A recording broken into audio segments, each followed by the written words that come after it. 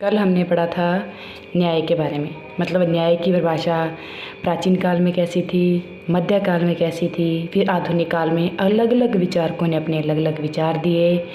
फिर परंपरागत रूप में न्याय के दो रूप माने गए हैं, एक नैतिक और दूसरा कानूनी बताए गए हैं। वर्तमान में सामाजिक व आर्थिक न्याय बताया गया है। अब देखना है भी न्याय के विविध रूप कौन कौन से हैं, मतलब किस किस हिसाब से न्याय मिल रहा है। सबसे पहले आता है कानूनी न्याय। कानूनी न्याय मतलब कानून जो भी विधि नियम बना हुआ है सबके लिए एक समान। न्याय का मतलब भी सबको समानता मिलनी चाहिए। जो भी दंड कोई अपराध करता है उसके लिए जो दंड दिया गया है वो उसको देना ही होगा। ठीक है, ये हो गया कानूनी न्याय। जिसको भी कोई भी सरकार है कोई भी सहायता दे रही है या कोई भी किसी के लिए नियम बनाए भी, ये नियम करोगे, ये नियम की पालना करनी है तो ये काम ऐसे होगा, तो वो सबको समान मिलना चाहिए। फिर आता है नैतिक। नैतिक न्याय जो है वो ही राजनीति की, नैतिकता ही राजनीति की एक मूल धारणा है। नैतिक न्याय, नैतिक के अंदर क्या आ गया, अच्छा है, बुरा है, झूठ है, सच है, या छोटे बड़े की रिस्पेक्ट करना, ये हम कहते हैं भी हमारे नैतिकता के नैतिक गुण है ये चीज़ें। ये हो गया नैतिक न्याय।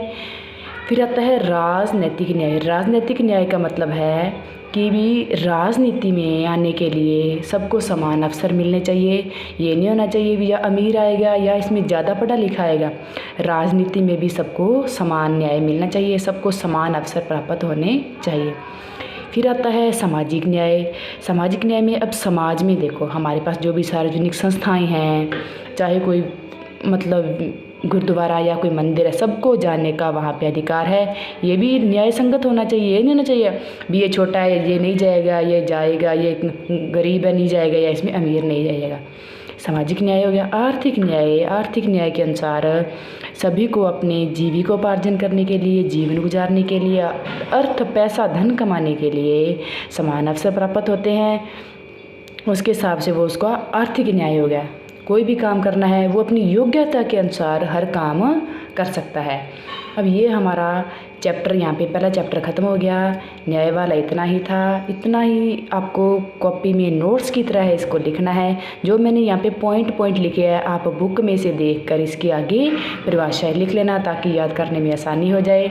जो नोट्स हमने आज ये बनाए हैं पीछे क्वेश्चन देख लेना, सारे क्वेश्चनों के आंसर आपको इसी में से मिल जाएंगे। बस इसमें हमने शॉर्टकट लिखा है, थोड़ा सा डीपली और लिख लेना। अब सेकेंड चैप्टर है, आज हम पढ़ेंगे शक्ति, सत्ता और वैधता। कि शक्ति क्या होती है, सत्ता क्या होती है, वैधता वैलिड कैसे होता है, क्या चीज़ होता है। सबसे पहले आता है शक्ति। शक्ति क्या है, राजनीति कहते हैं ना, राजनीति कौन करता है, जो पावरफुल होता है। पावरफुल है, पावर क्या चीज़ है, शक्ति क्या चीज़ है। सबसे पहले राजनीति की मूल धारणा ही क्या है, शक्ति है। अब शक्ति का क्या स्वरूप, कैसे शक्ति वो अपनी यूज़ करता है, कैसी प्रवृत्ति है, किस तरह की शक्ति है, उसकी आर्थिक शक्ति है, राजनीतिक शक्ति है, और हमें शक्ति की आवश्यकता क्यों पड़ती है, राजनीति चलाने के लिए शक्ति की आवश्यकता क्यों है। देखो प्राचीन भारतीय चिंतन में मनु, कौटिल्य, शुक्र ने शक्ति संबंधी विचार दिए। फिर यूरोपीय चिंतन में एक था मैकियावेली विचारक ने, इसको प्रथम शक्तिवादी विचारक माना गया है। इंग्लैंड के टॉमस हॉब्स ने अपनी पुस्तक लेवियाथन जो कि 1651 में प्रकाशित हुई, इसने राज्य व राजनीति के संबंध में कहा कि शक्ति होनी ही चाहिए, शक्ति पर विशेष बल दिया है। फिर कैटलिन ने तो राजनीतिक विज्ञान को शक्ति विज्ञान के रूप में परिभाषित कर दिया। मतलब राजनीति है वो प्रतियोगिता का एक ऐसा क्षेत्र है जिसमें शक्ति प्राप्ति के लिए व्यक्तियों के बीच निरंतर संघर्ष चलता रहता है। शक्ति कैसे है, जैसे गांव, छोटे से एरिया गांव से ले लो, सरपंच बनना है, दो सरपंच, दो कंपटीटर खड़े होंगे, जो शक्तिशाली होगा वो जीत जाएगा, दूसरा वो रह जाएगा। मतलब पूरे गाँव की शक्ति उसके हाथ में होगी। गांव की शक्ति क्या, राज करने की नीति, जो भी नियम है वो उसके हाथ में होगी। अब देखो मैकाइवर है एक विचारक, उसकी पुस्तक थी द वेब ऑफ गवर्नमेंट, उसने भी राजनीति के बारे में, शक्ति के बारे में विचार प्रस्तुत किए। ऑगेंस्की, रॉबर्ट बायस्टड। क्वेश्चन आता है शक्ति को परिभाषित कीजिए। शक्ति का थोड़ा सा अर्थ बता के फिर किसी भी कम से कम एक राइटर की परिभाषा तो आपको रट ही लेनी है। जैसे कैटलिन की बिल्कुल ईजी परिभाषा है, वो याद कर लेना, ज़्यादा इफ़ेक्टिव हो जाता है अगर किसी राइटर की हम परिभाषा लिखते हैं तो। आगे आता है, अब देखो शक्ति, हम कहते हैं ना भी शक्तिपूर्वक कार्य करवा लिया, और उसने उसका प्रभाव से कार्य करवाया, या उसने बलपूर्वक, तो वो तीनें देखने को, पढ़ने से तो ऐसे लगता है भी एक ही शब्द है, शक्ति, बल और प्रभाव, लेकिन तीनों में ही अंतर होता है। शक्ति क्या होती है? पावर में बल व प्रभाव दोनों ही निहित होते हैं। हाँ, शक्ति एक ऐसी चीज़ है कि उसमें बल भी होता है और उसमें प्रभाव भी होता है।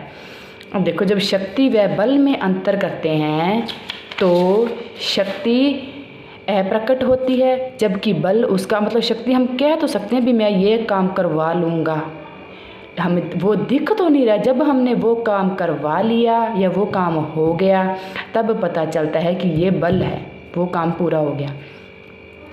फिर आता है शक्ति व प्रभाव में अंतर करते हैं, तब तो शक्ति प्रकट होती है और प्रभाव अप्रकट। किसी के प्रभाव होता है भी किसी को बिना कहे या पावरफुल नहीं, मतलब किसी को देख के कोई काम करता, हम कहते हैं ना भी वो विचारक, वो बहुत अच्छा आदमी था, किसी को हम आइडियल मान लेते हैं, उसका देखे देख के काम करना, वो हो जाता है प्रभाव। अब आगे है शक्ति के रूप। शक्ति कौन कौन से शक्ति के रूप होते हैं? सबसे पहले आता है राजनीतिक शक्ति। राजनीतिक शक्ति में क्या आता है? पद, प्रतिष्ठा, कर, पुरस्कार, दंड। ठीक है, अब देखो सरकार के विभिन्न अंग कौन कौन से हो गए? सबसे पहले आ गया व्यवस्थापिका, आ गया कार्यपालिका, आ गया और न्यायपालिका। व्यवस्थापिका जिसने नियम बना दिए, कार्यपालिका क्या क्या कार्य है वो उसको लागू करेगी, और न्यायपालिका के पास ये शक्ति होती है कि उन दोनों ने, जो कार्यपालिका ने कार्य लागू किए हैं वो सही तरीके से हो रहे हैं या नहीं हो रहे, ये उसके पास शक्ति है। अगर गलत कोई कार्य हो रहा है तो उसको दंड का प्रावधान देती है। फिर अब आगे 2 नंबर पे आता है आर्थिक शक्ति। आर्थिक शक्ति मतलब पैसे संबंधी, धन संबंधी जो शक्ति है। देखो उत्पादन के साधन कौन से हो गए? भूमि, पूंजी, श्रम, संगठन, ये हो गया। उसके जो भी होता है धन संपदा होती है, उस पर किस किस का स्वामित्व होना चाहिए?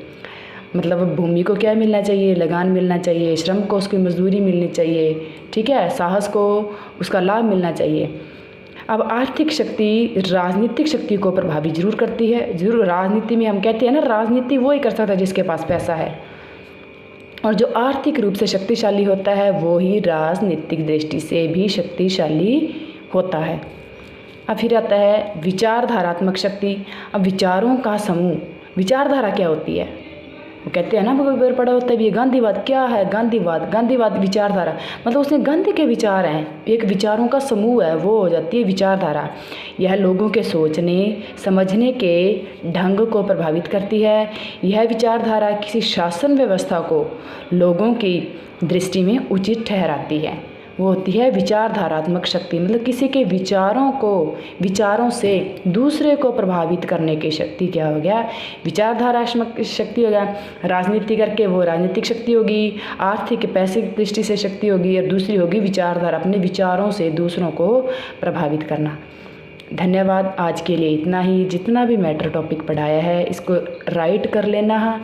छोटा सा लिखाया है, बुक में से देख के थोड़ा सा इसको डीपली थोड़ा और लिख लेना। इसी में से क्वेश्चन आंसर आते जाएंगे, अलग से क्वेश्चन आंसर लिखने की कोई ज़रूरत नहीं है।